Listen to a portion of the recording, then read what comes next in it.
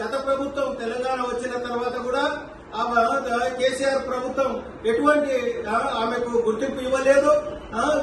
ఆమె చేసినటువంటి త్యాగ ఫలితమే ఈ రోజు తెలంగాణ రావడం జరిగింది. మళ్ళీ ఇప్పుడు కనీసం ఇప్పుడున్న ప్రభుత్వం రేవంత్ రెడ్డి ప్రభుత్వాన్ని మేము డిమాండ్ చేస్తున్నాం. యాదవ జేఏసీ తరఫున ఆమె యొక్క చరిత్రను పాఠ్యాంశాల్లో చేర్చాలి, ఆమెను విగ్రహాన్ని ట్యాంక్ బండ్ మీద పెట్టాలని కూడా మేము యాదవ్ జేఏసీ తరఫున డిమాండ్ చేస్తా ఉన్నాం.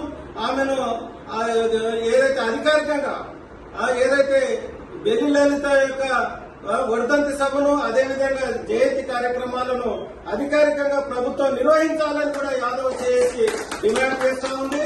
ఈ రోజు ఎవరినో తెచ్చి బొమ్మను తెచ్చి తెలంగాణ మోడల్ అని చూపించుకుంటూ ఉండడం కాదు.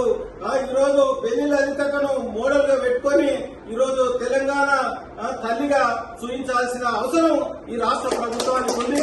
ఇటువంటి వనితలను పెట్టుకుంటేనే వచ్చేటువంటి జనరేషన్ కూడా ఈ త్యాగాలను గుర్తిస్తుంది.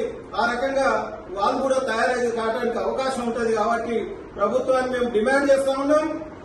ఆ కుటుంబాన్ని ఇప్పటి వరకు కక్ష కట్టి ఎందుకు అంటే ఒక రెడ్డి ఏదైతే హోమ్ మినిస్టర్ ఉన్నటువంటి మాధవ్ రెడ్డి చంపించినందుకే అంటే ఇక్కడ ఉన్నటువంటి రెడ్లు మొత్తం కూడా ఈ రోజు రాష్ట్ర ప్రభుత్వాల్లో పోయిన ప్రభుత్వంలో కూడా అదే విధంగా మోసం జరిగింది.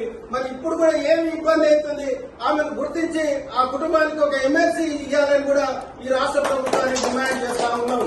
మళ్ళీ అదేవిధంగా ఆమె యొక్క విగ్రహాలను కూడా మన రాష్ట్రం మొత్తం కూడా జేఏసీ తరఫున కూడా పెట్టాలని కూడా తీర్మానం చేసినాం. తప్పనిసరిగా ప్రభుత్వం ఇది అందరి విగ్రహాలతో పాటు బెల్లి లలిత ఒక విగ్రహాన్ని కూడా వెంటనే ట్యాంక్ బండ్ మీద పెట్టాలి. ఆమె జీవిత చరిత్రను పాఠ్యాంశాల్లో చేర్చాలి.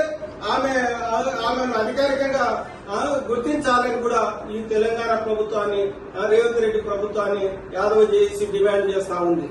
అదేవిధంగా భావి తరాలకు ఆమె చేసిన త్యాగాలను జనంలోకి తీసుకుపోవాల్సిన అవసరం మన యాదవ సోదరులందరి మీద ఉంది. గ్రామాన యాదవులందరూ కూడా ప్రతి గ్రామంలో ఆమె విగ్రహాలు ఏర్పాటు చేసుకోవాల్సిన అవసరం ఉంది అని కూడా ఈ రోజు యాదవ్ జేఏసీ తెలంగాణ యాదవ సమాజానికి పిలుపునిస్తుందని కూడా ఈ సందర్భంగా తెలియజేస్తూ ఆమెకు ఈ జేఏసీ తరఫున నివాళులు అర్పిస్తున్నామని కూడా ఈ సందర్భంగా తెలియజేస్తాను.